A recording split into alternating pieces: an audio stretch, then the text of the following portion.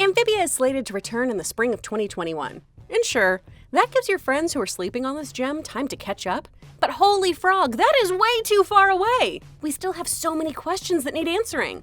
From mysterious figures, characters who were missing in action, and all that tasty lore, there's a lot the second half of Season 2 has to dive into. What's up guys, I'm Kris Carr. Let's talk about what we can expect when Amphibia returns. This video is brought to you by our super nerd sponsors on Patreon. Thanks guys. Spoiler warning! Okay y'all, if you are not caught up on Season 2 of Amphibia, you're gonna want to hold off on this video. Catch up on the show, then come back and join in on the conversation. We'll still be here. Okay, on to Amphibia. Okay, so we have a lot of issues that have yet to be dealt with that we're gonna have to look at in the second half of Season 2. First, we are most certainly getting our payoff with that wandering amphibian robot. I'm really looking forward to that. I'm obsessed with this steampunk design and can't wait to see this robot fit into our story in a bigger way. I mean, we've seen that foot symbol that's on its chest all over the series. On the shelf housing the Calamity box in the pawn shop on Earth, in a torn portrait, all over the mayor's house, on the Toad's wardrobe, on all the money. Heck, it's the show's logo! Clearly, this wandering robot will be linked to Amphibia and our heroes in a really profound way. That, or this is going to be their Rose's chest. Oh man, I really hope not. Still mad, y'all. Still lie awake at night thinking about that freaking thing.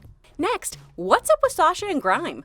We saw these two just briefly in the latest season in the episode Toadcatcher.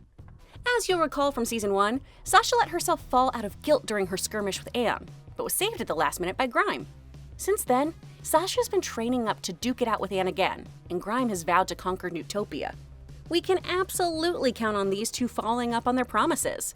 There is no way we aren't seeing them square off against Anne, the Planters, and the denizens of Newtopia. Speaking of Newtopia, in the sleepover to end all sleepovers, we learn that the king has a few skeletons in his closet. Well, basement to be precise. Not only does he seem to keep some creepy ghosts that can rip the flesh off a frog, he also has a moss man chained up. Are these otherworldly creatures truly otherworldly? As in, are they from another time and place, like Anne, Sasha, and Marcy? I think we'll learn much more about the king's assorted oddities that have been hiding in future episodes. Plus that whole line of, "My ancestors were harmless explorers who traveled to other worlds and didn't do nothing to nobody," is total nonsense. I'm not buying it. You ain't fooling me, Keith David. Why is Mossman chained up? You suspect. Look, I just don't trust Andreas. Especially with Andreas telling Marcy he has an interesting proposition for her once Anne is out of earshot. I believe that Andreas will implore Marcy to steal the Calamity box for him. But okay, we all know that something is definitely fishy with this king, right? Who has life-size figurines of their friends? I don't care who you are. That's a red flag. I'm from the South. If someone has a doll or wooden carving of me, I'm gonna assume they're practicing voodoo. But I'm sure we'll learn about the actual game Andreas is playing when Amphibia returns. In addition to him imprisoning creatures in his castle, Andreas has that tattered portrait. This is definitely sparking a lot of conversation and will most certainly be a jumping off point for the rest of the season.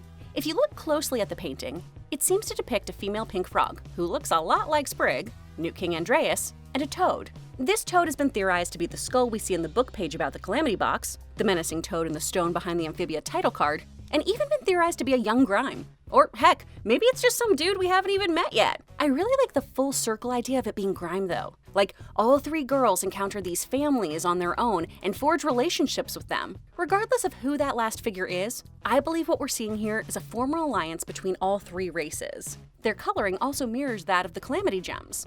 That pink-reddish hue, blue, and green. We can assume that since this painting is ripped to shreds, that the king and these two other amphibians are no longer on good terms, and/or that something pretty sinister must have gone down between them.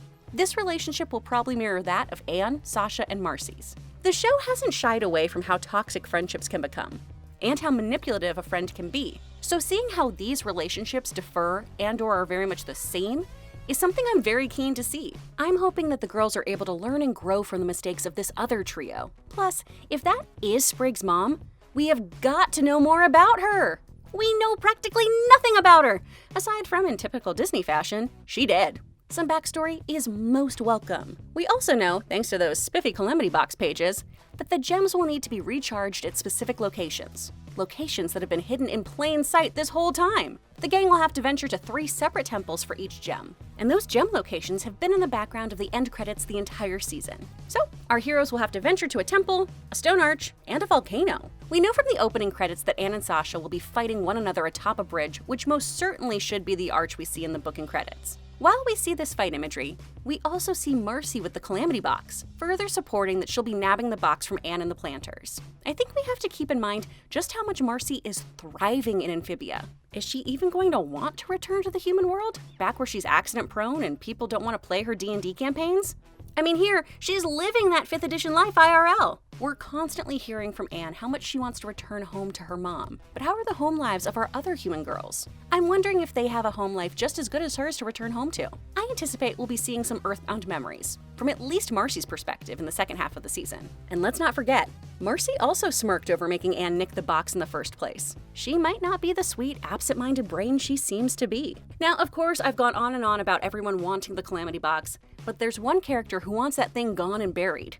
So much so that he actually buried the thing. Hot Pop's book, unlike Andreas's, shows that the Calamity Box is incredibly deadly and dangerous. So he took matters into his own hands and hid the thing 6 feet under. He then lied to Anne about the box and said that it was being studied and held for safekeeping by some colleagues. We absolutely know that this has to come to light. How is Anne going to handle that bombshell? HP hasn't actively been looking for answers. He literally buried Anne's lead. This is definitely going to cause a lot of tension in the second part of the season, and I'm interested to see if it leads to Anne distrusting the entire Planter family, and if it then leads her to relying more on her human BFFs, opening her up to once again being taken advantage of by them. I personally feel like this is going to be a turning point that shakes Anne's trust in the Frog family as a whole. Basically, what I think the second half of the season comes down to for me is a major theme surrounding betrayal, how Anne will feel about Hot Pop, how Andreas let down his friends, and how Marcy will let down hers. Now, of course, these are just my thoughts on what the second half of the season has in store for us, but I am much more interested in what you guys are thinking. Do any of my speculations have legs? Oh my gosh, is Polly gonna get legs? What are you most looking forward to seeing? Hit me with your hot takes in the comments below. And guys, I would love for you to let me know what other Amphibia content you want. I'm so happy we finally get to cover this gem, so let me know what you want to see. I'm just your cruise director, you pick the excursions. If you liked the video, give it a thumbs up, and to watch more cartoon content, just click to the left. Thanks again to all of our donors on Patreon, and thank you so much for watching. I'll see you, Space Cowboy.